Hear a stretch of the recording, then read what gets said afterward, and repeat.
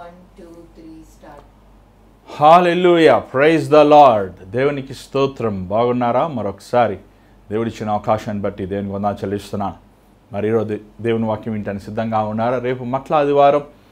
మరి మట్ల ఆదివారం అప్పుడు ఏం చేస్తారో మీకు తెలుసు కదా. హోసన్నా అని పాడుకుంటూ దేవుని మనం కీర్తిస్తాం. యెరూషలేము దేవుడు చివరిసారిగా వెళ్తున్నాడు. కానీ దాని ముందు రోజు ఏం జరిగిందనే సంగతిని మనం ఈరోజు చూద్దాం. మరి సిలువ ధ్యానాలు, సిలువలో ఉన్న శ్రమలు, ప్రభువు పొందిన గాయములు, ఆయన పలికిన మాటలు, ఆయన మరణము, పునరుద్ధానము, అనేక విషయాలు ఇప్పటికే మనము ధ్యానించాము. మరి మీరు ఎవరి ప్రే కార్యక్రమాన్ని మీరు ప్రతిరోజు వీక్షించేవారైతే మీకు నేను పలికినవి అర్థమవుతాయి. కానీ ఈ రేపటి నుంచి పునరుద్ధాన దినం వరకు it is called a holy week. పరిశుద్ధమైన వారం అంటారు, ఏ హోలీ వీక్. మరి ఖచ్చితంగా కనీసం ఈ వారమైనా మీరు బైబిల్ చదవండి. కనీసం ఈ వారములో అయినా కనీసం మీరు ప్రార్థన చేయండి, దేవుని వాక్యాన్ని ధ్యానించండి. మరి దేవుని కృప ఉంటే మన గుడ్ ఫ్రైడే శుక్రవారం వస్తుంది. మరి మీరు హైదరాబాద్ చుట్టుప్రక్కల ప్రాంతంలో ఉంటే మీరు రండి. మీరు షేక్పేట్లో ఉన్న R3 బ్యాంక్వెట్ ఏసీ హాల్లో ప్రతి ఆదివారం ఆరాధన జరుగుతుంది. రేపు కూడా జరుగుతుంది మట్టల ఆదివారం. మరి good Friday service, Easter service అక్కడే జరుగుతుంది. మరి ఈ ఆరాధనలో మీరు పాలు పొందండి. రండి, కుటుంబంగా రండి, దేవుని దీవెనలు పొందుకోండి. మరి ఈరోజు దేవుడు మనతో ఏం మాట్లాడుతారో చూద్దామా? మీ బైబిల్ మీరు తెచ్చుకోండి, మాతో పాటు కలిసి దేవుని వాక్యంలో మీరు పాలు పొందండి. మరి నేను కొంచెం ఇక్కడ లింక్ షేర్ చేస్తాం, మర్చిపోయాను. అన్ని పనులు చేయాల్సి వస్తుంది, కొంచెం ఒత్తిడిగా ఉంది. కానీ ఏమైనప్పటికీ దేవుడు కృపను అనుగ్రహిస్తున్నాడు, సహాయం చేస్తున్నాడు. మరి ఈరోజు మీరు ఎక్కడి నుంచి ఈ కార్యక్రమాన్ని వీక్షిస్తున్నారనేది మాకు తెలియపరచండి. మరి మీరు లైవ్లో నుంచి ఈ కార్యక్రమం చూస్తున్నారంటే ఏ ప్రాంతం నుంచి చూస్తున్నారో, ఎక్కడి నుంచి మీరు ఈ కార్యక్రమాన్ని చూస్తున్నారో మీరు మాకు అది తెలియపరచండి. అంత మాత్రం కాదు, ఈ అవర్ ఆఫ్ ప్రేయర్ కార్యక్రమం ద్వారంగా మరి మనము ఈ నూతన ఫైనాన్షియల్ ఇయర్కి మనం ప్రవేశించాం కదండి. ఈ అవర్ ఆఫ్ ప్రేయర్ కార్యక్రమం ద్వారంగా మీరు దీవించబడుతున్నారా, మేలు అనుభవిస్తున్నారా, దేవుని దీవెనలు మీరు అనుభవిస్తున్నారా అనేది మాకు తెలియపరచండి. దయచేసి గమనించండి ప్లీజ్. మీరు ఎంతమంది అవర్ ఆఫ్ ప్రేయర్ కార్యక్రమం చూస్తున్నారు? కానీ మీరు ఈ అవర్ ఆఫ్ ప్రేయర్ కార్యక్రమాన్ని ప్రతిరోజు రెగ్యులర్గా చూస్తలేదు. అంత మాత్రం కాదు, 5 నిమిషాలు 10 నిమిషాలు చూసి వెళ్ళిపోతున్నారు. వాక్యం వింటూ అలసిపోతున్నారేమో బహుశా. మీరు ఆ వాక్యముని వింట అలసిపోకూడదండి, వాక్యం వినండి. మరి నేను చిన్నప్పుడు ముఖ్యంగా నాకు ఊహ వచ్చిన వరకు మా నాన్నగారు జయపాల్ గారు వాక్యాన్ని బోధించినప్పుడు మరి 1.5 2 గంటలు చెప్పిన దినాలు కూడా ఉన్నాయండి. కానీ ఆ రోజుల్లో ప్రజలు కుడివైపు కానీ ఎడమవైపు కానీ చూసేవారు కాదు. అసలు వాక్యం బోధిస్తున్నప్పుడు ఎంతో వాక్యములో దాంట్లో వారు ఎంతో ఇన్వాల్వ్ అయిపోతారు. మరి చిన్నప్పటి నుంచి అలా వాక్యం విని మరి దాన్ని గాయకుని చాలాసార్లు నాకు తెలుగు వైపు చదువుతారు రాదు, కానీ తెలుగులో ఉన్న వాక్య పదాలు నేను చెప్పగలుగుతానంటే మా నాన్నగారు వాక్యం బోధిస్తున్నప్పుడు జాగ్రత్తగా ముందు లైన్లో ఫస్ట్ రోలో కూర్చునేవాడిని. మరి నిజంగా దేవుడు ఎంతో కృపనిచ్చాడు. మరి ఈరోజు వాక్యం వినటానికి ఇష్టపడతలేదు మనుషులు. మాలాంటి బోధకుల్లో కూడా లోపం ఉందనుకోండి. వాక్యం చెప్పకుండా కల్పనా కథలు చెప్తుంటారు, వార్తలు చెప్తుంటారు, లేకపోతే ఏం చెప్తారండి, వ్యర్థమైన మాటలు చెప్తుంటారు. వాక్యము ఉన్నది ఉన్నట్టు చెప్పే బోధకులు చాలా కొద్దిమంది మాత్రమే. చాలా వెరీ సింపుల్ అండి. ఒక బోధకుడు బైబిల్లో ఉన్న విషయాలు ఎంతసేపు చెప్తున్నాడు అనేది మీరు గమనిస్తే ఆ బోధకుడు బైబిల్ చదువుతారు లేదనేది మీకు అర్థమైపోద్ది. ఎందుకంటే విచారమైన సంగతి ఏంటంటే ఈరోజు చాలామంది బోధకులు బైబిలే చదవరు. ఇలాగంటే ఎవరో అన్నారు, పాస్టర్ గారిని మీరు విమర్శిస్తారేంటి అని. విమర్శిస్తలేదండి. ఏమండి, విమర్శిస్తలేదు. అందరూ పాస్టర్ గారులు ఎవరు? మన ఒక వార్తల్లో న్యూస్లో చదివాను ఏంటంటే, కాంపౌండర్ ఆపరేషన్ చేశాడంట డాక్టర్ డ్రెస్ వేసుకొని. కాంపౌండర్ ఆపరేషన్ చేశాడంట డాక్టర్ డ్రెస్ వేసుకొని. చచ్చిపోయాగా అతను కాంపౌండర్ అనే సంగతి తెలుసుకున్నారు. అలాగా వారు అసలు పాస్టర్లు కారు. వారు తోడేళ్ళు లాంటి వారు, గొర్రెలు తినేవారు. వాక్యమును చదివి ధ్యానించి వాక్యమును బోధించే దేవుని సేవకులు వారిని మనం విమర్శించలేమండి. ఎందుకంటే వారు దేవునికి భయపడేవారు. కానీ దేవునికి భయపడని వారు ఉన్నారు చూసారా, దేవుని వాక్యాన్ని చదవని వారు ఉన్నారు చూసారా, దాని ప్రకారం జీవించిన వారు ఉన్నారు చూసారా, వారు సేవకులు కాదండి. వారు మన దృష్టిలో సేవకులు కాదు, దేవుని దృష్టిలో అసలే కాదు. అందుకే మత్తయి సువార్త 7:40 ప్రభు అంటాడు, దేవా నీ నామంలో మేము ప్రవచించలేదా, నీ నామంలో మేము దెయ్యం వెళ్ళగొట్టలేదా, నీ నామంలో మేము స్వస్థత కార్యములు చేయలేదా, ఆత్మను రక్షించలేదా. దేవుడు అంటాడంట, మీరు ఎవరో నాకు తెలియదు, దౌర్జన్యం చేయవారులారా, ఏమండి నా ఇద్దరి నుంచి పోండి, నా తండ్రి చిత్తం చేసిన వారే ఇక్కడ ఉన్నారు. కాబట్టి తండ్రి చిత్తము ఏంటి, మీకైనాను నాకైనాను దేవుని వాక్యాన్ని పఠించాలని. మరి ఈ రోజుల్లో ఈ శ్రమ దినాల్లో ఎంతసేపు మీరు బైబిల్ చదువుతున్నారు, ఎంతసేపు ఫోన్ పట్టుకుంటున్నారు అంటే గంటలు గంటలు, ఎంతసేపు బైబిల్ ధ్యానిస్తున్నారంటే కొద్దిసేపు మాత్రమే. ఈరోజు అందరూ ఆధారకరమైన మాటలు వినాలని ఆశిస్తున్నారు, కానీ ఎవరైనా సరే ఏమండి చాలా కొద్దిమంది మాత్రమే యేసు ప్రభు పలికిన మాటలు వినాలని ఆశపడుతున్నారు. చూడండి, యేసు ప్రభు మాటలు రెండంచెల ఖడ్గం లాంటివి. అది మన హృదయములో, మన మూలుగుల్లో, మన నరముల్లో ఉన్న రహస్యమైన వాటివి బయట పెట్టేవి. మరి నిన్న మొన్న నేను కూడా కృంగిపోయానండి. కృంగిపోతూ దేవుని వాక్యం చదువుతున్నప్పుడు ప్రభు ఒక మాట తన వాక్యం ద్వారా మాట్లాడుతున్నప్పుడు, నీ పరలోక తండ్రికి నీకు ఏమి ఇవ్వాలనేది తెలుసు అనే ఒక మాటను నా బైబిల్ చదువుతున్నప్పుడు నా గుండెకి హత్తుకుంది. ఏమండి, ఒక తండ్రిగా తన బిడ్డలకి ఏమి చేయాలో ఒక తండ్రికి తెలుసు, అలాగే ఒక తల్లిగా తన బిడ్డలకి ఏమి చేయాలో తెలుసు. అలాగే మనకి మన పరలోక తండ్రి శూన్యముని సృష్టిని సమస్తము చేసినవాడు, ఆకాశ పక్షుల్ని పోషించేవాడు, ఎడారుల్లో పువ్వుల్ని పోషించేవాడు, సృష్టిని అంతటిని పోషించేవాడు. ఏమండి, ఆయనకి మనకి ఏది ఎప్పుడు ఇవ్వాలో తెలుసు అంట. ఏమండి, ఆ మాట చదివిన వెంటనే నా హృదయంలో ఉన్న దుఃఖం అంతా పోయింది. మరి మీరు చదువుతున్నారా బైబిల్ని పఠిస్తున్నారా? మరి ఈరోజు మనుషులు 2 గంటల ప్రసంగము గంటన్నర అయిపోయింది, గంటన్నర ప్రసంగము గంట సేపు అయింది, 1:45 నిమిషాలు అయిపోయింది, ఇప్పుడు 20 నిమిషాలు అయిపోయింది. ఈ లాక్డౌన్ తర్వాత ఈ షార్ట్ మెసేజెస్ అని చెప్పి 1 మినిట్ మెసేజ్లు అయిపోయింది. ఏమండి, మనం అన్నము కూడా ఒక మెతుకు తింటాం. ఏమంటే ఒక మెతుకు తిన్నాం అనుకోండి, రోజు మధ్యాహ్నం ఒక మెతుకు, సాయంకాలం ఒక మెతుకు, పొద్దుట ఒక మెతుకు తిన్నాం అనుకో, ఒకే మెతుకే, ఎక్కువ కూడా వద్దు, ఎందుకు మళ్ళీ ఎక్కువ అని ఒక మెతుకు తిన్నాం అనుకోండి, ఏమవుతుందని చెప్పండి, నీరసపడిపోతాం, ఏమంటే సొమ్మసొల్లిపోతాం. అలాగే ఈరోజు చాలామంది విశ్వాసులు, క్రైస్తవులు సొమ్మసిల్లిపోతున్నారు. చూడండి, నేను ఎప్పుడు అంటుంటాను, బైబిల్ ఈజ్ లైక్ ఏ రా రైస్. ఏమంటే బియ్యం ఎలాగ ఉంటుంది చెప్పారు, పచ్చిగా ఉంటుంది. మనం పచ్చి బియ్యం తినాం, కానీ ఆ పచ్చి బియ్యం మనం నీటిలో ఉడకబెట్టినప్పుడు ఏమవుతుంది, మంచి అన్నం అవుతుంది. అలాగే వాక్యముని మనం ప్రార్థనతో, కన్నీటి ప్రార్థనతో, విరిగిన హృదయముతో, శుద్ధమైన మనస్సాక్షితో దేవుని వాక్యాన్ని మనం చదివినప్పుడు అది మనకి మేలుకరంగా మారుతుంది. అందుకే ప్రార్థన వాక్యం, మరలా వాక్యం ప్రార్థన, అది ఏమండి కంటిన్యూస్ ప్రాసెస్. కాబట్టి మీరు దీన్ని అభ్యాసం చేసుకోండి. ఇవన్నీ కూడా ఏమండి డిగ్రీ చదువుకున్నాక కూడా ఇంకా A for apple, B for ball అని మనం బోధిస్తారండి టీచర్లు గారు, లెక్చరర్లు, ప్రొఫెసర్లు చెప్పరు కదా. కానీ ఈరోజు క్రైస్తవులకి క్రైస్తవత్వ ఫండమెంటల్స్ కూడా చెప్పాల్సి వస్తుంది. ప్రార్థన చేసుకోండి అయ్యా, బైబిల్ చదువుకోండి అయ్యా, దేవునికి యథార్థంగా ఉండండి అయ్యా, అబద్ధాలు ఆడొద్దయ్యా, సినిమాలు చూడొద్దయ్యా. ఏమండి, ఇంకెప్పుడు మీరు నేర్చుకుంటారు, ఇంకెప్పుడు మీరు ఆత్మీయ ఆహారం తింటారు? పౌలు అదే మాటలు కొరింథీ కూడా మనం చెప్పినట్లు మనం చూడగలుగుతున్నాం. మరి ఈరోజు దేవుడు మనతో ఏం మాట్లాడతాడో మనం చూద్దామా? రండి, మీ బైబిల్ పట్టుకోండి, సెల్ ఫోన్ దూరంగా పెట్టుకోండి, కళ్ళు మూసుకొని మనం ప్రార్థనలో మీరు ఏకీపించండి. పరిశుద్ధమైన తండ్రి, దయగల ప్రభువా, మరొకసారి నీ పాసనలోకి వస్తున్నాం. నేను నన్ను నిసులువు చాటు మరుగుపరిచినాయన, నీ మాటలు నా నోట్లో ఉంచున్నాయన.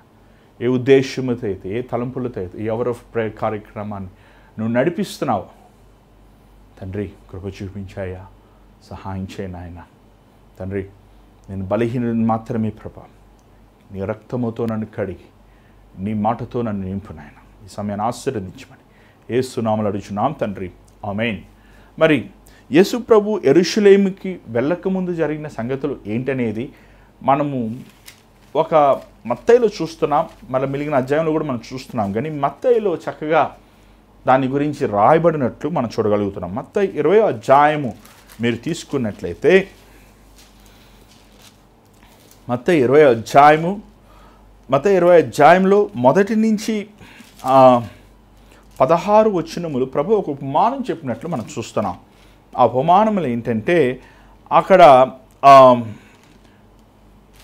పనివారు, ద్రాక్ష పొలములో పనివారు పనిచేసినట్లు వారికి జీతం అనే సంగతిని ప్రభు తన ఎవరికి వారికి ఒప్పుకున్న జీతం ఇస్తున్నట్లు మనం చూస్తున్నాం. అంత మాత్రమే కాదు, 17 నుంచి 19 మనం చూసినట్లయితే ప్రభు చాలా స్పష్టంగా ఆ ముందు రోజు ఏం జరగబోతుంది వచ్చే వారంలో అనే సంగతిని ప్రభు మరలా జ్ఞాపకం చేస్తున్నాడండి. శిష్యులతో చెప్తున్నాడు, అయ్యా చూడండి, ఆ మాటలు మనం చదువుకుంటే మనం బాగుంటుంది. ఒకసారి మీ బైబిల్ చూడండి, మత్తయి 20వ అధ్యాయము 17వ వచనం. యేసు యెరూషలేమునకు వెళ్ళనై ఉన్నప్పుడు ఆయన 12 మంది శిష్యులను ఏకాంతముగా తీసుకొని పోయి మార్గమందు వారితో ఇట్లనెను, ఇదిగో యెరూషలేమునకు వెళ్ళుచున్నాము. అక్కడ మనుష్య కుమారుడు ప్రధాన యాజకులను శాస్త్రులకును అప్పగింపబడును.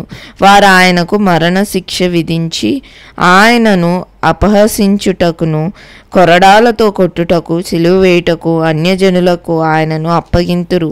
3వ దినమున ఆయన మరలా లేచును. అసలు ఎంత చక్కగా చెప్తున్నారండి.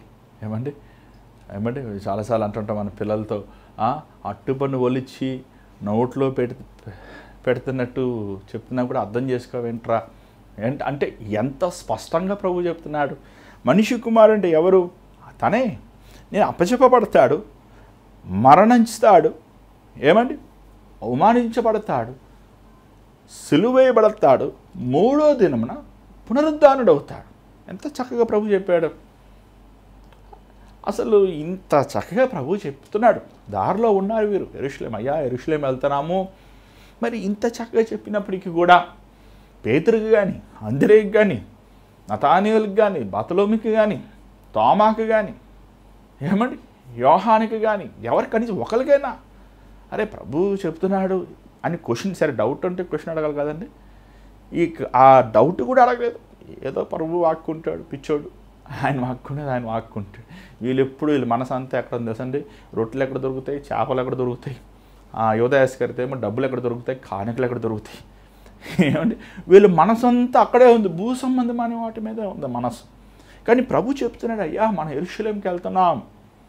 ప్రభు అండి, దేవుడు ఎంత గొప్పవాడంటే, నిజంగా ఆయన ఎంత ఉన్నతమైన వాడంటే అండి, నేను ఎంతోమంది లోక అధికారులను చూశానండి, లోకరీతైన కార్పొరేట్లో, రాజకీయవేత్తలు. కానీ అధికారులు అండి, వారు చేసే తీర్మానాలు చాలాసార్లు వారు ఎవరికి చెప్పరు తెలుసా మీకు? అది మన చరిత్రలో మనం చూస్తున్నాం. అకస్మాత్తుగా ఫర్ ఎగ్జాంపుల్ 500 రూపాయలు 1000 రూపాయల నోట్లు బ్యాన్ చేయాల్సి వచ్చినప్పుడు అది షాక్. అది మనందరికీ అలాగా అవి ఎవరికి చెప్పరు. కానీ యేసు ప్రభు ఎంత గొప్ప అధికారి, రాజులకి రాజు, ప్రభులకి ప్రభు.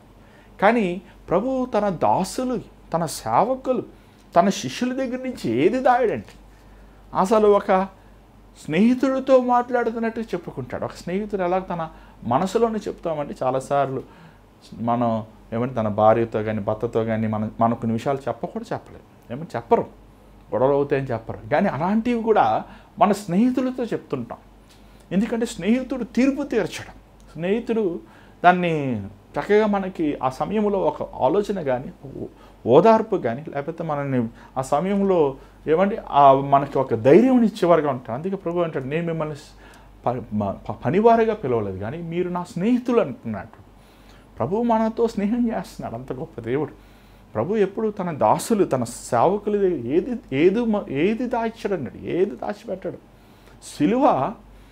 సిలువలో ఉన్న మరణము, పునరుద్ధానము, అది అసలు చెప్పాలని రహస్యం కాదు.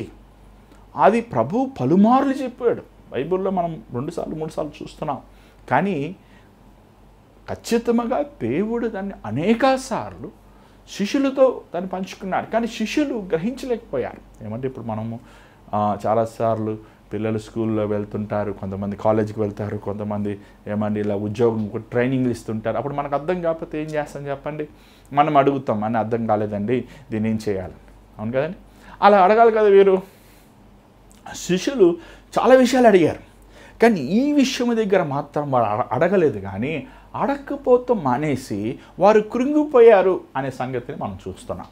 వారు ఆందోళన పడిన సంగతి మనం చూస్తాం. అందుకే పేతురు అడిగేశాడు, ప్రభా నేను మిమ్మల్ని వెంబడిస్తున్నాం, మా భార్యని వదిలిపెట్టేస్తాం, మా పిల్లల్ని వదిలిపెట్టేస్తాం, మా వ్యాపారం వదిలిపెట్టేస్తాం, మమ్మల్ని ఏముందయ్యా అని వారు కృంగిపోయినట్లు వేసారిపోయినట్లు చూస్తాం. అందుకే ప్రభు మరలా మీ హృదయమును చింతించేది, మీరు నా యందు దేవుని యందు విశ్వాసం ఉంచండి, ఇదిగో నేను వెళ్ళి మీకు స్థలం సిద్ధపరుస్తాను, నేను మరలా వచ్చి తీసుకువెళ్తాను అని ప్రభు ఎంత చక్కగా వారితో మాట్లాడినట్లు మనం చూడగలుగుతున్నాం. కానీ ఇక్కడ మాత్రము ప్రభు స్పష్టంగా యెరూషలేముకు వెళ్తున్న మార్గములో తనకు జరగబోయే సంగతిని ప్రభు బయలుపరుస్తున్నాడు. ఈరోజు చాలామంది వాక్యం వింటున్నారు, వాక్యంలో ఉన్న సంగతులు చదువుతున్నారు, లేఖనములో ఉన్న నెరవేర్తం వారు కళ్ళారా చూస్తున్నారు, కానీ వారు గ్రహించలేకపోతున్నారండి. ఏమైపోతున్నారు? గ్రహించలేకపోతున్నారు.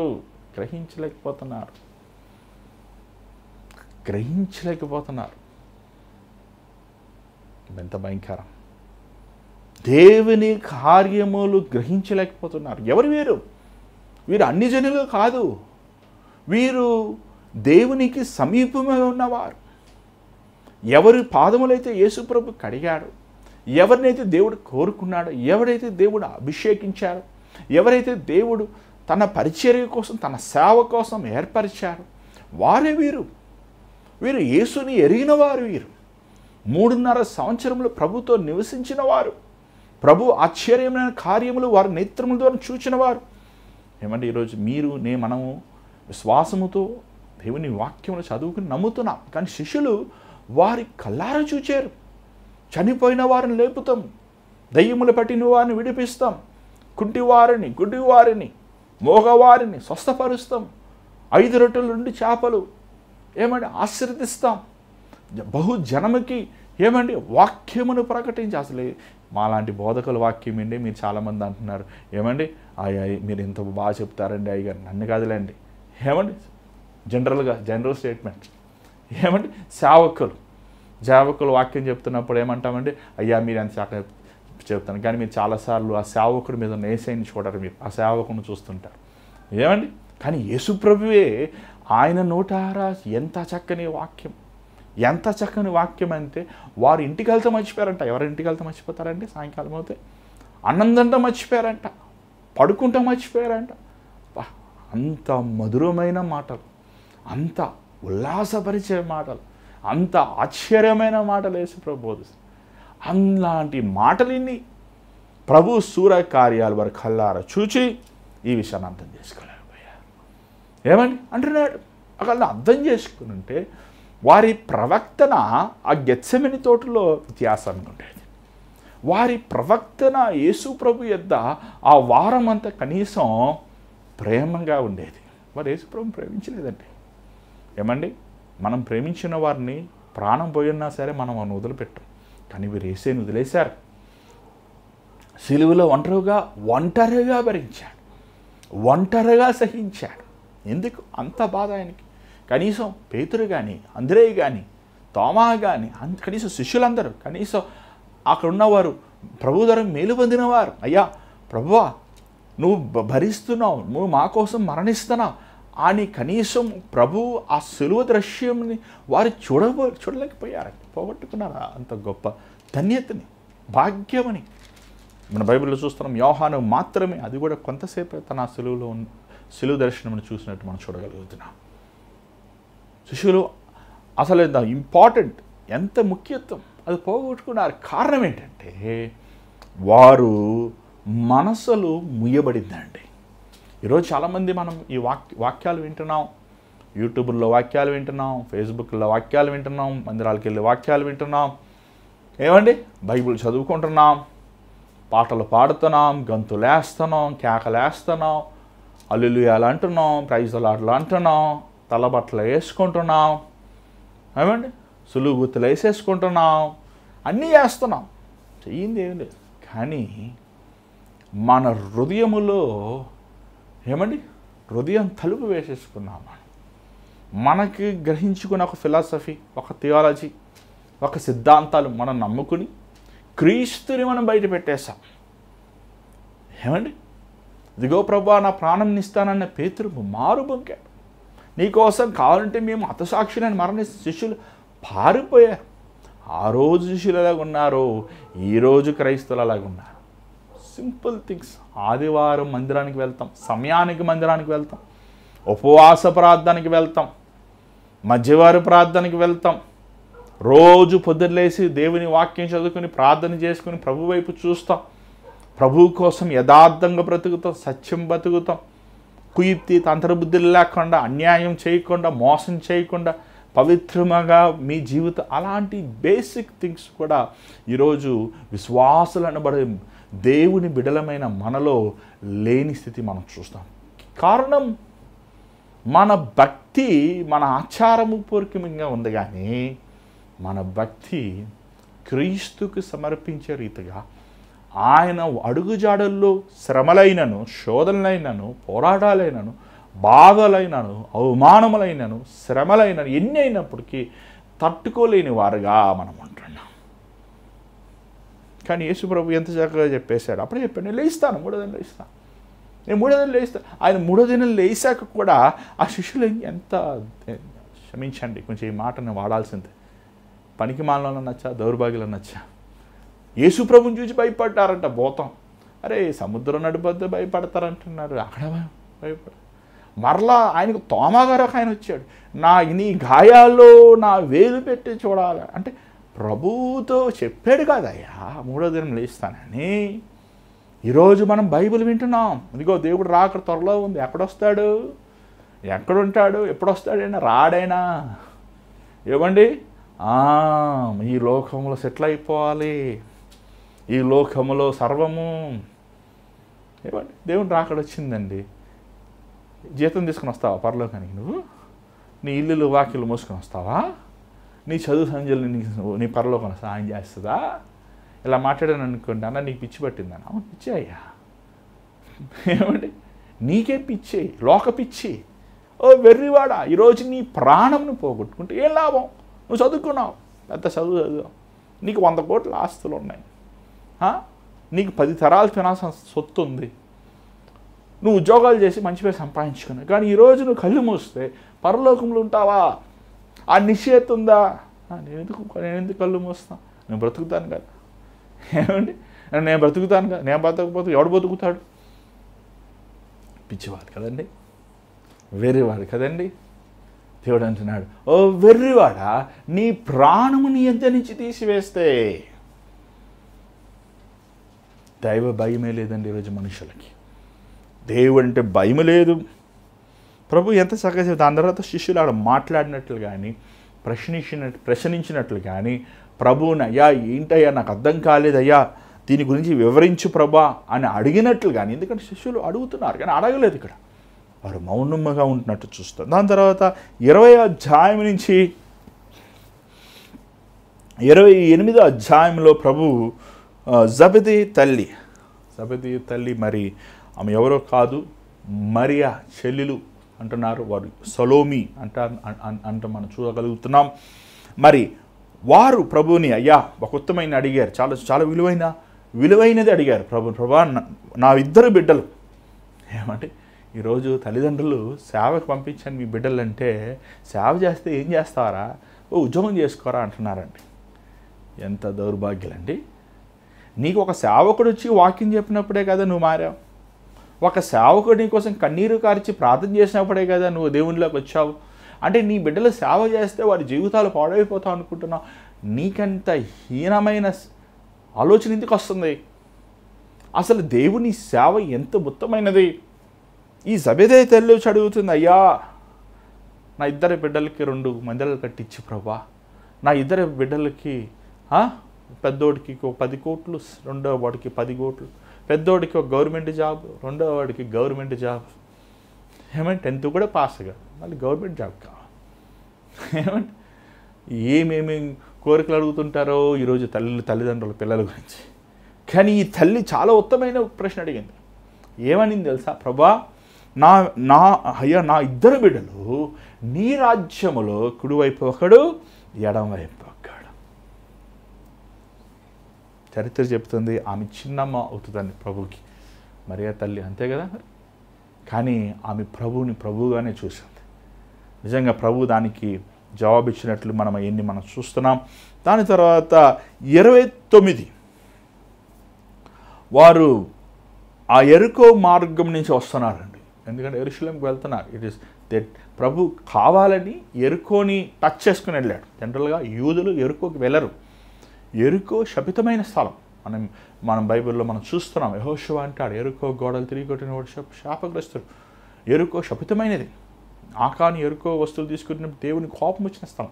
అది శపితమైన స్థలం, అది అన్యజనులైన స్థలం. కానీ దేవుడు నశించిన దాన్ని వెతికి రక్షిస్తాం కోసం ఈ లోకానికి, శపితమైనది ఆశీర్వదిస్తానికి వచ్చాడు, పాడైపోయినది బాగు చేస్తానికి వచ్చాడు. యేసు ప్రభు ఏమంటే ఆయన లాంటి వారు ఎవరు లేరండి. అసలు ప్రభువు లాంటి ఉత్తమైన దేవుడు ఇంకెవరు లేరు. ఆయన మనసే వేరు. అసలు అయ్యా నేను నా జీవితం పూర్తిగా పాడైపోయింది అయ్యా అంటే పాడైపోయిన బతుకుని దీవెనకరంగా మార్చేవాడు. సో అక్కడ యెరికోకి వెళ్తాం. యెరికోలో అక్కడ ఒక గుడివాడిని స్వస్థపరుస్తాం. మరలా ఆయన యెరూషలేముకి మార్గములో ఉండటం మనం చూస్తున్నాం. యేసుప్రభుకి ఇది ఒక ఆశ్చర్యమైనది కాదు. ఆయన తెలుసు ఆయన దీనికోసమే ఈ లోకంలో పుట్టారు. దేనికోసం? సిలువలో మరణిస్తాం కోసమే, పాప పరిహారము చేస్తాం. చూడండి, మీరు ఈ లోకములో 30,000 మతాలండి. మీకు ఓపిక చదువుకోవచ్చు. మీరు కంపారిటివ్ స్టడీస్ అంటారు దీన్ని. ఒక పెద్ద పెద్ద యూనివర్సిటీస్లో, ఆక్స్ఫర్డ్ యూనివర్సిటీలో, హార్వర్డ్ యూనివర్సిటీలో దీన్ని ఒక పెద్ద స్టడీ సెంటర్సే ఉన్నాయి. మీకు కావాల్సిన పుస్తకాలు ఉంటాయి. ఏమండి, ఈ ఎన్నెన్ని మతాలు ఉన్నాయి, ఎవరెవరు కనిపెట్టారు, ఏంటి ఆచారాలు. కానీ మనందరికీ తెలిసిన మతాలు 4-5 ఉంటాయి, 5-6 ఉంటాయి బహుశా. కానీ ఎన్ని మతాలు ఉన్నాయో? 30,000 మతాలు. ఈ 30,000 మతాలు ఒక మాట మాత్రం ఖచ్చితంగా చెప్తుంది. ఏంటంటే మానవుడు పాపి, మానవుడు పాపి, దానికి పరిహారం చెయ్యాలి. ఆ పరిహారం అనే మాటకి, ఆ పరిహారము చాలాసార్లు రక్త పరిహారం అనేది అనేక మతాలు మనం చెప్తుంటే మనం చూస్తాం. కానీ ఆ రక్త పరిహారము ఏ రక్తం నిన్ను శుద్ధి చేస్తుంది? గొర్రెలు, మేకల, జంతువులు రక్తం. అది మనకంటే తక్కువది కదా. మనుషుడి రక్తం ఎలా ఇంకొక మనిషిని శుద్ధి చేస్తుంది? ఏమంటే మన ఊర్లో సామెత ఉంది కదా, సన్యాసి రాసుకుంటూ బూడిద రాలుతుందంట. ఏమంటే నీ బాధలు ఇంకోటి చెప్పుకున్నాడు, వాడికి అసలు బాధలు అంటే వాడి బాధలు నీ బాధలు కలిసి ఇద్దరు కలిసి ఎవడు నీ బాధలు ఇంకొక మనిషి ఎలా సహాయం చేస్తాడు? నీ పాపములు, నీ పరిహారము, నీ పాప పరిహారం ఇంకొక మనిషి ఎలా మోస్తాడు? వాడు కల్మషం ఉన్నవాడు కదా, వాడిలో దోషం ఉంది కదా. దోషం లేని వాడు ఎవరున్నారు? నరులందరూ పాపులని దేవుని వాక్యం సెలవిస్తుంది కదా. కానీ యేసులో మీరు పాపం చేసిన వారు, ఇది మీ తలరాత, ఇది మీ బతుకు అని చెప్పి వెళ్ళిపోలేదు. ఆయన పాపముకు వచ్చే జీతమైన మరణముని మింగేశాడు, పాప పరిహారం చేశాడు. ఆయనలో జన్మ పాపము లేదు. పురుషుడు స్త్రీ సంపద ద్వారా పుట్టిన ప్రతి ఒక్కడిలో జన్మ పాపం ఉంది, కర్మ పాపం ఉంది, పాప స్వభావం. మనకు అబద్ధం ఆడటం సులువు, సత్యం మాట్లాడటం ఈజీయా? కష్టం. ఏమంటే మోసం చేస్తాం సులువు, యథార్థంగా ఉండటం కష్టం, అన్యాయం చేస్తాం సులువు. ఏమండి, బ్రతుకుని పరిశుద్ధంగా కాపాడుకుంటాం కష్టం. ఎందుకంటే మన పాప స్వభావం. అందుకే కీర్తనదారు అంటాడు, దావీదు మహారాజు కీర్తన 51లో, అయ్యా నా తల్లి నన్ను పాపములో కనిందయ్యా. ఏమండి, కానీ యేసులో జన్మ పాపము లేదు, కర్మ పాపము లేదు. ఆయన బ్రతుకులో ఏ ఒక్కడు ఒక పాపం ఎత్తి చూపలేకపోయాడు. యేసు ప్రభుని ఆ గెత్సెమని తోటలో బంధించి ఆ కైఫా దగ్గరికి, ఆ అననీయా దగ్గర యాజకులు తీసుకొచ్చి, అడే మీ వీళ్ళు ఏంటంటే తప్పు చెప్పండి రా అంటే ఒకడు లేడు. ఇంక ఏం చేయాలో అర్థం కాలే, బంధించేశారు పాపం. ఈయన సులువు వేసేయాలి. అరే శిక్షించాలంటే వీరికి అధికారం లేదు, కానీ శిక్షించాలంటే రోమా సామ్రాజ్యం శిక్షించాలి. మరి శిక్షించాలంటే ఇతను చేసిన నేరాలేంటి? ఏమండి, అసలు ఒక పెద్ద నేరం తీసుకొచ్చారు. ఏంటంటే యేసుప్రభు అంట మందిరంలో అంటే ఈ మందిరం పడగొట్టే నేను 3 దినముల్లో కట్టేస్తానంట. అసలు ఒక చిన్న ఇటుక తీయలేదు, అక్కడ ఒక రాయి తెలియదు, శుద్ధి తీసుకురాలేదు. ఆ మందిరం చెప్పమంటారా? చెప్పాలంటే ఒక 10,000 మంది కొట్టినా సరే ఆ మందిరం 10,000 సంవత్సరాల పద్ధతి కనీసం పడగొడతాను. అంత పెద్ద మందిరం అది. అంత పెద్ద మందిరముని యేసుప్రభు ఏమన్నాడంటే, యేసుప్రభు అన్న మందిరం ఏంటి? నీ దేహము, ఆయన మరణము పునరుద్ధానం గురించి మాట్లాడుతున్నాడు. పాపం పిచ్చివాళ్ళు. ఏమండి, దేవుడు చర్చెస్లో ఉండడండి. దేవుడు చర్చిల్లో ఉండే పాస్టర్లు చెప్తున్నా, మా చర్చికే వచ్చి మా సిలువ దగ్గరే నువ్వు ప్రార్థన చేస్తే అప్పుడు కార్యం జరుగుతుంది. ఎందుకంటే ఆ సిలువ దగ్గర కానుక పెట్టి ఉంటుంది. ఈ మందిరానికి వచ్చి నువ్వు జుట్టించుకొని నువ్వు ప్రార్థన చేస్తే అప్పుడు అనుకుని జరిగిపోతాయి. దయచేసి ఇలాంటి బోధనను నమ్మద్దండి. నీ దేహము దేవుని ఆలయము. దేవుడు మందిరముల్లో కాదు, నీ హృదయములో నివసిస్తాడు. నీ జీవితంలో, అందుకే నీ జీవితము, నీ హృదయము పరిశుద్ధముగా ఉండాలి, పరిశుద్ధత ఉండాలి. యేసులో చివరికి వారికి అనుగుణింది ఏంటంటే అబద్ధ సాక్ష్యం తీసుకొచ్చారు. అది మోషే ధర్మశాస్త్ర ప్రకారం వారు ప్రభుని తీర్పిచ్చారు. మోషే ధర్మశాస్త్రం ఏం చెప్తుంది? కనీసం 2 సాక్షులు ఉండాలయ్యా, 2 కానీ 3 ఉండాలి. యేసు ప్రభు విషయంలో ఒక సాక్ష్యం తీసుకొచ్చారు. తీసుకొచ్చి పిలాతు దగ్గర తీసుకెళ్ళాడు. పిలాతుకు కొంచెంసేపు అర్థం కాలేదు. ఏంటయ్యా, నా జీవితంలో ఎంతోమంది దుర్మార్గం, ఏం చేసిన దుర్మార్గతనం ఏంటయ్యా అన్నాడు కదయ్యా. ఏం చేయాలి?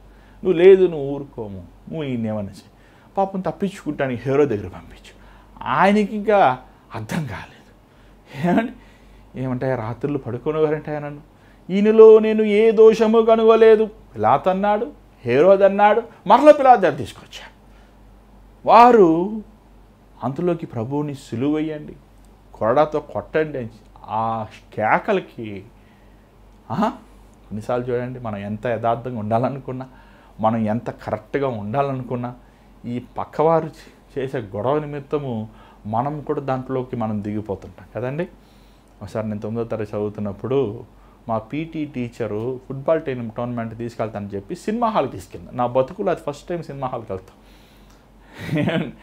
పాస్టర్ గారి పిల్లలుగా, దేవుడిని బిడ్డలంగా అసలు చచ్చినాలంటే సలహాకి వెళ్ళాలి, కానీ తీసుకెళ్ళాను. ఆ సినిమా హాల్కి తీసుకెళ్ళి ఆ సినిమా నేను రానంటున్నా. నాతో పాటు 15 మంది పిల్లలు. నేను రానంటే నువ్వు రాకపోతే మేమందరం కూడా రాము, మేము కూడా ఇక్కడే ఉంటున్నా. ఈ వదిలేను రా బాబు, నేను వెళ్ళిపోతాను రా అంటే, నువ్వు స్కూల్కి వెళ్ళకూడదు. ఏమండి, అయ్యో నా బ్రతుకులో ఆ రోజు అంత బాధపడిన రోజు నేను ఇక్కడ మళ్ళీ బాధపడి. ఆ సినిమా పేరు వన్స్ మోర్. ఏమంటే అదొకటే గుర్తు నాకు. ఎందుకంటే ఆ సినిమా వాళ్ళు కూర్చున్న దగ్గర నుంచి ఏడుస్తూనే ఉన్నా. ఇంకా ఇంటర్వెల్ టైంలో బయటికి పంపించేశారు, నువ్వు బయటికి పోరాన్ని. ఏమండి, అది నాకు ఒక 10 మందిని పొడి చేసినంత పాపం అయిపోయింది. ఆ రోజు ఒకరోజు ఆగి 2వ రోజు మా నాన్నగారు కాలు పట్టుకుని క్షమాపణ అడిగాను, నాన్న ఇలా చేశారు, నన్ను క్షమించాను. అలాగా పాపం పిలాతు కూడా ఇంకేం చేయలేకపోయాడు. అందరూ కేకలేస్తున్నారు, అరిసేస్తున్నారు, నువ్వు వెయ్యాల్సిందే పిలాతు. ఇంకా ఆయనేమో వేషంలో చేయగడేసుకొని సిలువ వేశాడన్న. ఏమంటే, ఏ పాపము లేని మన ప్రభుని, జన్మ పాపము కర్మ పాపము లేని, పాప బీజము లేని, పాప వాసన లేని ప్రభు ఆ కల్వరి సిలువలో బహుఘోరమైన విధముగా మన కోసం సిలువేసి. ఇది మామూలు విషయం కాదండి. ఎవరైనా అన్యాయమైన వాడిని సిలువేస్తారా? ఆయనలో ఏ దోషం లేదు, కానీ ఎంత భయంకరంగా సిలువ వేయాలో అంత భయంకరంగా. ఎందుకంటే రోమా సామ్రాజ్యం ఉన్నవారు ఒక వ్యక్తిని టార్చర్ పెట్టి ఎలా చంపాలో వాళ్ళే గ్రేట్. ఏమంటే గన్ను పెట్టి షూట్ చేస్తే అది వేసి కత్తిచ్చి కోసి అది వేరు, కానీ కొంచెం కొంచెంగా మనిషిని చంపుతా నొప్పి, బాధ, వేదన, అవమానం. ఆ సిలువలో దేవుడు మానవుడికి వచ్చిన ప్రతి వేదనని, అవమానముని, నొప్పిని, ఒంటరిదనమని, పాపముకు వచ్చే జీతమైన మరణముని ప్రభు అనుభవించాడని పాప పరిహారం చేశాడు. ఇదిగో నేను మిమ్మల్ని రక్తం ఇచ్చి విమోచించి ఉన్నాను, మీరు విలువ పెట్టి కొనబడిన వాడు అని ప్రభు మనకి కొనుక్కున్నాడు. ఎంత గొప్ప దేవుడు అంటే మన దేవుడు. ఎంత ఉన్నతమా. ఈరోజు నువ్వు గొడ్డుల్ని, మేకల్ని నీ పాపం కోసం పరిహారం చేయవసరం లేదు. నువ్వు ఏదో స్థలాలకు వెళ్ళవసరం లేదు. బస్ టికెట్లు కొనుక్కొని, ట్రైన్ టికెట్లు కొనుక్కొని, కార్లు బుక్ చేసుకుని అక్కడికి ఇక్కడ గందరగోళాలు అవసరం లేదు. నువ్వు ఉన్న చోట నువ్వు మోకరించి నీ కోసము సిలువలో వేలాడుతున్న ప్రభువు వైపు నీ చేతులు చాచి, అయ్యా నా దోషములు క్షమించు, నా హృదయమును శుద్ధి చేయి, నా నేరరూపమైన మనసుని తీసే, నా భారముని తీసేయ్యా, నన్ను కడుగునాయనా, నా వ్యసనముల నుంచి నాకు విడుదల అని నువ్వు కన్నీటితో నువ్వు ప్రార్థిస్తే, ఓ కుమారుడా, ఓ కుమార్తె, దేవుడు నీకు క్షమించగలిగిన వాడు. ఆయన గాయముల నుంచి రక్తం నిన్ను కడగగలిగినది. పరిశుద్ధాత్ముడు చేసే ఒక ముఖ్యమైన పని ఏంటి తెలుసా అండి? ఆయన మన మీదకి వచ్చినప్పుడు మన పాపములను ఒప్పిస్తాడు. మనం ఎప్పుడైతే ఆ పాపములు ఒప్పుకుంటామో ఆయన క్రీస్తు యేసు రక్తముతో మనల్ని శుద్ధి చేయగలిగినవాడు, విమోచించగలిగినవాడు, మనలో ఉండువాడు, మనతో ఉండువాడు, మనల్ని సర్వసత్యములు నడిపించేవాడు. ఈ జీవితముతో అయిపోలేదండి. ఈ జీవితము తర్వాత ఇంకొక జీవితం. ఏంటి ఆ జీవితం? అది అసలైన జీవితం, అది నిరంతరమైన జీవితం, అది శాశ్వతమైన జీవితం, కన్నీరు లేని జీవితం, వేదన లేని జీవితం, బాధ లేని జీవితం. ఏంటి ఆ జీవితం? మన దేవునితో నిరంతరము నివసించే స్థలము పరలోకము. ఆ స్థలము కోసము మనము సిద్ధపడాలని దేవుడు ఈ లోకములో మనల్ని సరిచేయాలని, సరిదిద్దాలని మనకు అవకాశం కలిగించేసి ఇదే గుడ్ ఫ్రైడే, ఈస్టర్ అంటే. ఇంకొకటి, ప్రభువు చనిపోలేదు, క్షమించండి, చనిపోయాడు, కానీ చనిపోయే ఉండలేదు. ఆయన సమాధిలో పెట్టబడ్డాడు, కానీ 3వ దినమున మృత్యుంజయుడు లేచాడు. మేము యెరూషలేము వెళ్ళినప్పుడు ఆ బండ 1500 కేజీలండి, ఇంచుమించు ఒక 20 మంది కావాలి ఆ బండను జరపాలంటే. కానీ శక్తి బయట నుంచి రాలేదు, శక్తి లోపల నుంచి వచ్చింది. ఏమండి, బండ తొలగిపోయింది. పునరుద్ధానమైన యేసు 3వ దినమున, ఏమంటే ఆదివార దినమున ఆయన సజీవుడైతే మృత్యుంజయ లేచాడు. ఏమండి, ఆయన ప్రాణం ఎవరు తీసుకోవాలి? నేనే నా ప్రాణం ఇచ్చాను, నేనే నా ప్రాణం తీసాను. ఆయనలో జీవం ఉంది, ప్రభువే జీవము. ఏమండి, యేసు ప్రభు చచ్చిపోయిన దేవుడు కాదండి, మోగ దేవుడు కాదు, చౌడు దేవుడు కాదు, గుడ్డువాడు కాదు, ఆయన జీవించువాడు. అడుగు, నేను చూడాలి ప్రభు, అడుగు, చూస్తా. నిన్ను మాట్లాడాలి, ఆయన నాతో మాట్లాడతాడండి. నేను అలా అడిగేవాడిని. ఏమంటే మా నాన్నగారు పాస్టర్ కాబట్టి, మా నాన్న పాస్టర్ కాబట్టి నేను నమ్మాలని కాదు ప్రభు, నువ్వు నాకు కనబడానని ఒక నాస్తికులాగా మాట్లాడేవాడిని. కానీ ఈరోజు 100% నువ్వు ఉన్నావా లేదా కానీ డౌట్ ఇస్తాను, కానీ నా పక్కన ఉన్నవాడు ఉన్నాడా లేదా అని అనుమానిస్తానేమో, కానీ దేవుడు ఉన్నాడని మాత్రం అనుమానించానండి. ఆయన సజీవుడు. ఈ లోకంలో దేవుళ్ళు అనబడేవారు, గనులు అనబడేవారు, అధికారులు అనబడేవారు సమాధులు ఉన్నాయి, ఆ సమాధుల్లో వారు ఉన్నారు. కానీ యేసు ప్రభు సమాధి ఉంది, ఆ సమాధి ఖాళీ సమాధి. ఓ మరణమా నీ ముళ్ళు ఎక్కడ? ఓ మరణమా నీ విజయం ఎక్కడ? పాప పరిహారం చేసినవాడు, మనల్ని విమోచించినవాడు ఇదిగో తిరిగి రాబోతున్నాడు. అని తిరిగి రాబోతున్నాడు, త్వరలోనే రాబోతున్నాడు. ఆయన వచ్చి తన కోసం సిద్ధంగా ఉన్న వారిని తీసుకువెళ్ళే సమయం ఆసన్నమైనది. నువ్వు ఎత్తబడతావా? నువ్వు పునరుద్ధానం ఇప్పటికైనా అర్థమవుతుందా నీకు? ఇప్పుడైనా ఇంత దేవుడినితో మాట్లాడుతున్నప్పుడు నీకు గ్రహించుకుంటున్నావా? శిష్యులతో దేవుడు చెప్తున్నాడు, వారు గ్రహించలేకపోయారు. కానీ ఈరోజు దేవుడికి చెప్తున్నాడు, సమస్తము స్పష్టంగా తెలియపరుస్తాను. ఇప్పుడైనా నువ్వు గ్రహించుకోగలిగిన వాడుగా ఉన్నావా? ఒకసారి ఆలోచించు. స్థలంలోంచండి, ప్రార్థన చేద్దాం. పరిశుద్ధమైన తండ్రి, దయగల ప్రభువా, నువ్వు పునరుద్ధానమైన వాడువు నాయన, నువ్వు ఏకరీతిగా ఉన్నవాడు నాయన. అయ్యా, నీలో మచ్చగైన పాపము లేదయ్యా, నువ్వు పవిత్రుడమైన వాడవైన మా పాప పరిహారము చేశావు, నీ రక్తముతో మమ్మల్ని విమోచించావు. ఇదిగో నాయన, ఈరోజు మమ్మల్ని మేము ఈ చేతులు సమర్పించుకుంటున్నాం, మేము ఉన్న పాటను సమర్పించుకుంటున్నాం. ఎలాగా తప్పిపోయిన కుమారుడు తన బుద్ధి వచ్చినప్పుడు, నా తండ్రి ఇంటిలో పనివారు కూడా ఘనమైన స్థితిలో ఉన్నారే, నేనేంటి ఈ పందుల పొట్టులో ఉన్ని తన స్థితిని గ్రహించుకుని మరలా నేను వెళ్ళి నా తండ్రి క్షమాపణ అడుగుతానని తను తాను తగ్గించుకుని వచ్చాడు. అదే స్థితిలో మీ సన్నిధిలోనికి వస్తున్నామయ్యా. మా రోత గబ్బుతో, మా పాప వ్యసనములతో, మా శాపములతో, దరిద్రతతో, లోటుతో, అయ్యా జబ్బులతో, పోరాటాలతో, అంతా కోల్పోయామయ్యా, సమస్తం పోగొట్టుకున్నామయ్యా. ఇదిగో నాయన నీ వైపు చూసుకుంటూ వస్తున్నాను. మమ్మల్ని బాగు చేయవా, మమ్మల్ని సరిదిద్దవా, మమ్మల్ని లేవనెత్తవా, మమ్మల్ని విమోచించువా నాయన. మాకు ఎవరున్నారు నాయన? మమ్మల్ని ఎవరయ్యా ప్రేమించగలిగిన వారు? మమ్మల్ని ఎవరయ్యా గాయపడిన హస్తముని చాచి బాగు చేయగలిగిన వారు? నువ్వు ఒక్కడవే కాదా నాయన. ఇదిగో అయ్యా ఈరోజు మమ్మల్ని మేము నీ చేతుల్లో సమర్పించుకుంటున్నామయ్యా. మమ్మల్ని బాగు చేయి నాయన. మా విరిగిన స్థితిని, మా పాడైపోయిన స్థితిని, మాలో ఉన్న ప్రతి అప్రతిని నీ విలువైన అమూలమైన రక్తముతో కడిగయ్యా. నీకోసం నమ్మకంగా జీవించేవారు ఉంటారు. కృప చూపించమని ఈ వాక్యం వింటున్న బిడ్డలు ఆయన వారిని దర్శించమని యేసు నామములో అడుగుచున్నాం తండ్రి, ఆమేన్. మరి రేపు మటల ఆదివారం దయచేసి గమనించండి. రేపు మనము షేక్పేట్ జరుగుతున్న R3 బ్యాంక్వెట్ ఏసీ హాల్లో మీరు గూగుల్లో డామినోస్ పిజ్జా షేక్పేట్ అని కొడితే మీకు తెలిసిపోతుంది. వెరీ ఈజీ మెయిన్ రోడ్లో ఉంది. మీరు రండి, మీరు మీ కుటుంబంగా తరలిరండి. అంత మాత్రమే కాదు, గుడ్ ఫ్రైడే సర్వీస్ 9 గంటల నుంచి 3 గంటల వరకు. ఎందుకంటే 9 నుంచి 3 వరకు ప్రభు కల్వరి సిలువలో గొలగొతా కొండ పైన ఎర్రటి ఎండలో ఆయన మన కోసం వేలాడాడు. మరి ఆ రోజు ప్రభు ఆ ఎర్రటి ఎండలో ఆయన పొందిన బాధ, అవమానము, నింద, సిగ్గుని మన కోసం ప్రభు పొందాడు. ఆ ధ్యానించాలి.